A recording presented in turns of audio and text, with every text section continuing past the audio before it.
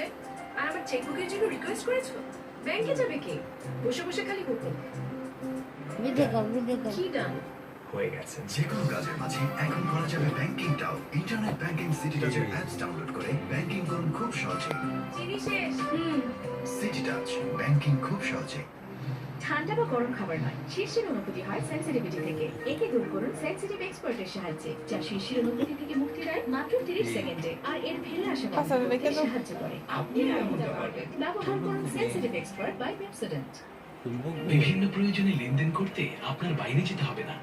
ঘরে বসে যে কোনো লেনদেন বিকাশ করুন, যেমন টাকা পাঠানো, বিদ্যুৎ সহ বিভিন্ন বিল পরিশোধ কিংবা মোবাইল রিচার্জ। আর বিকাশের ব্যালেন্স শেষ হয়ে গেলে ব্যাংক বা কার্ড থেকে মুহূর্তেই টাকা আনুন। ঘরে থাকুন, নিরাপদে থাকুন। দেখছেন সময় সংবাদ। করোনা ভাইরাসের কারণে সংকটে বিচার ব্যবস্থা। জামিন পেয়েও কারাগার থেকে বের হতে পারছেন না শতাধিক আসামি। এই অবস্থায় সীমিত পরিসরে অনলাইনে উচ্চ আদালতের কার্যক্রম চালুর আবেদন জানিয়েছেন আইনজীবীরা। তবে বলছেন সবার আগে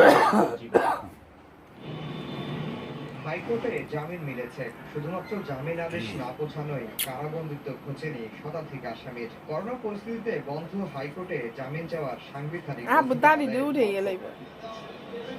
এই অবস্থায় সীমিত পরিসরে অনলাইনে তোমার বাবার দাড়ি ধরে টানাস তো সাহস তো কম না। আয় তো ছিঁড়া লাই সাবু আর হাতে ধরো দাড়ি ছিঁড়ে ফেলছো, তুমি দাড়ি ছিঁড়ে ফেলছো দাদার। ধান টাইম না আপু দাড়ি উঠাইতেছে। আপু কাও পাকা চুল দি ভাই সাথে সবই বঞ্চিত হচ্ছে। এই পরিপ্রেক্ষিতে ধরুন যদি অন্তত অনলাইনে দরখাস্ত দাখিল করানোর সুযোগ রেখে দুটি বেঞ্চ করানো যায় তাহলে অন্তত বিচারটা অন্তত অনলাইন ভিত্তিক একটি বা দুটি হাইকোর্টের বেঞ্চ, রিট বেঞ্চ গঠন করে দিতে পারেন। এর পাশাপাশি একটি অন্তত ক্রিমিনাল বেঞ্চ গঠন করে দিতে পারেন, যাতে সম্পূর্ণ কার্যক্রম চলবে অনলাইনে, আর সেটা সীমিত আকারে হবে। এই দাবির সঙ্গে একমত সুপ্রিম কোর্ট আইনজীবী সমিতির সম্পাদক। আমাদের বিদ্যমান আইনে যদিও এক্ষেত্রে